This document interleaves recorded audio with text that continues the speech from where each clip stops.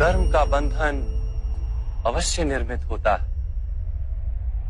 किंतु कार्य का बंधन निर्मित नहीं होता पार्थ। तुम्हें कर्म और कार्य के बीच क्या भेद है, ये जानना आवश्यक है। सभी कर्म कार्य, किंतु सभी कार्य कर्म नहीं। कर्म उस कार्य को कहते हैं जिसके साथ फल की आशा जुड़ी।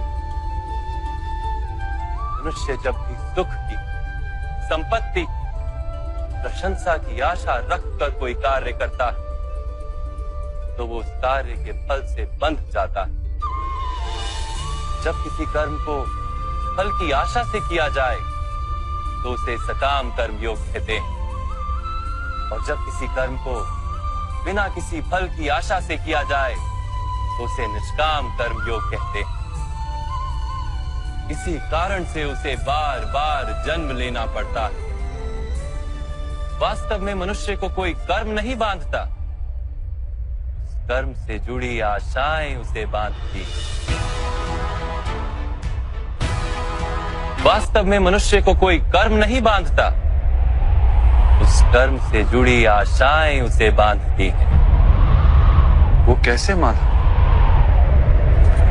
यदि इस युद्ध में तुम्हें विजय होने की आशा है तो पराजित होने पर तुम्हें भीषण दुख होगा, और वो दुख तुमसे कोई अन्य कार्य करवाएगा जिसके लिए तुम्हें दूसरा जन्म लेना पड़ेगा।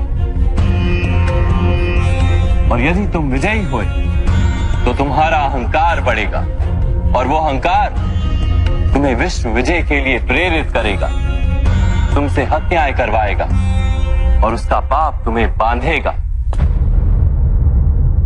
विचार करो, यदि तुम्हें इस युद्ध में ना विजय का मोह और ना पराजय का भय, तो इस युद्ध के अंत में तुम्हें सुख प्राप्त होगा या दुख प्राप्त होगा? ना सुख माधव, ना ही दुख। अर्थात तुम्हारा सुख, दुख, हताशा, निराशा, अहंकार युद्ध के कारण नहीं है। युद्ध के साथ तुमने जो आशाएं बांधी हुई हैं, उसके कारण है। क्या ये सत्य नहीं है पार्थ?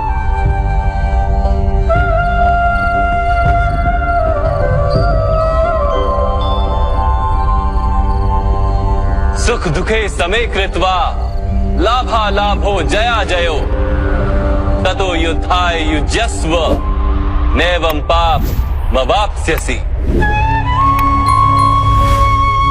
अर्थात सुख दुख को समान मानकर लाभ हानि जय पराजय का विचार किए बिना यदि तुम युद्ध करोगे कौन्तेय, तो तुम पाप के भागी नहीं बनोगे। इसी को कर्म योग कहते हैं। जो सांख्य का ज्ञान प्राप्त कर लेता है वो ये जान लेता है कि वो शरीर नहीं, केवल एक आत्मा है। शरीर के भोग और अनुभव तो केवल मृत्यु तक है, अर्थात वास्तविक नहीं, केवल माया है। उसके लिए कर्मयोगी बनना सरल हो जाता है। परंतु माधव, यदि कार्य से बंधन निश्चित है तो क्या संसार का त्याग करके संन्यास लेना उचित नहीं?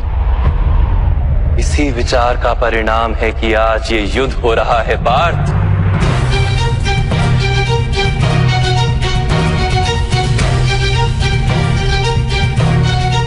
विचार करो, जब सत्व गुण से भरे धर्म को जानने वाले लोग कर्मों का त्याग करते हैं, तब अधर्म से भरे लोग भी संसार को चलाते हैं।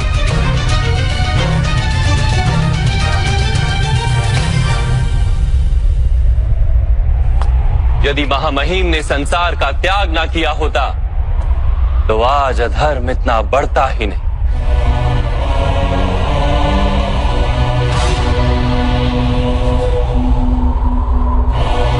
और तुम्हारे पिता ने यदि संन्यास ना लिया होता तो आज भ्राता युधिष्ठिर सुख से राज कर रहे होते।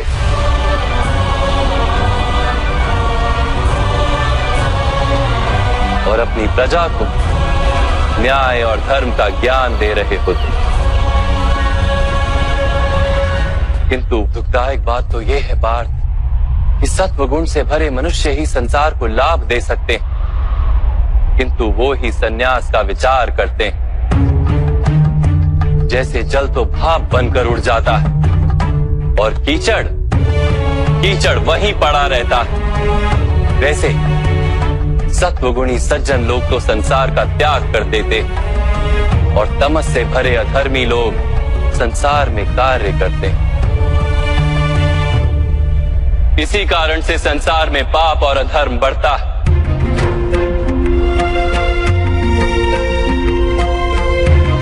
किंतु कर्मयोग इस विचित्र स्थिति से सारे संसार का रक्षण करता है। कर्मयोगी फल की आशा का त्याग करता है, किंतु कर्मों का त्याग नहीं करता। वो इसी संसार में रहता है, सन्यासी की भांति सारे कार्य करता है, किंतु उनमें लिप्त नहीं होता।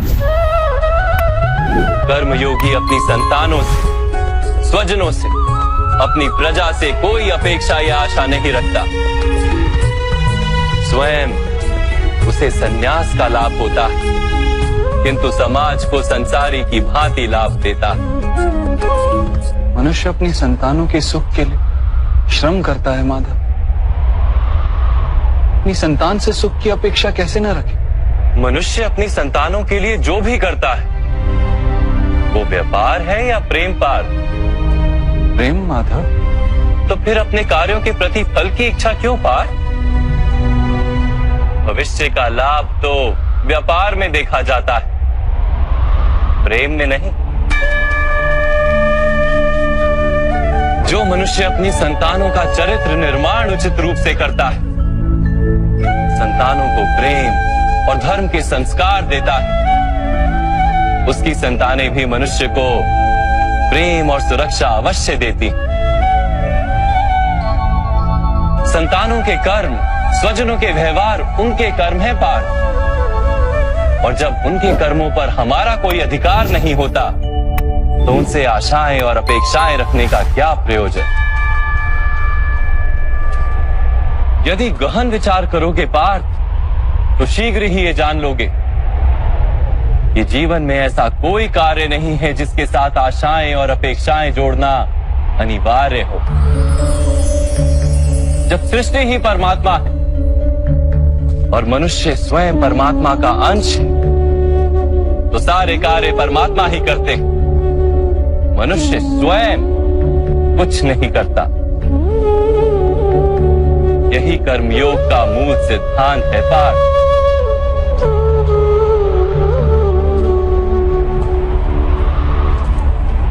तुम्हें भी कर्मयोगी बनकर ये युद्ध करना आवश्यक है पार्थ। त्रिगुणिया विश्या वेदा निस्त्रिगुण्यो भवार्जुना निर्द्वंद्वो नित्य तत्वस्थो निर्योग क्षेम आत्मवान। तीन गुणों का त्याग करके निर्गुण बन जाओ पार्थ। इस द्वंद्व से मुक्त हो जाओ। सदा सत्व अर्थात परमात्मा में बुद्धि लगाकर कर्तव्य का वहन करते रहो।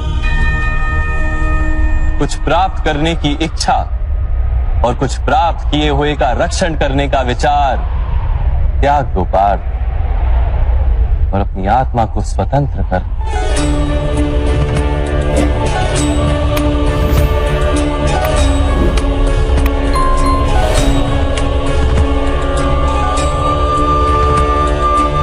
स्मरण रहे पार्थ,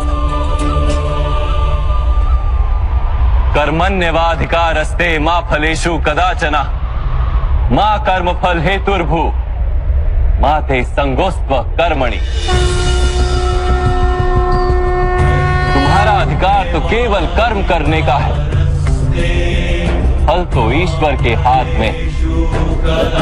इसलिए ना कर्म से भागना उचित है और ना ही कर्म के फल की आशा रखना उचित है।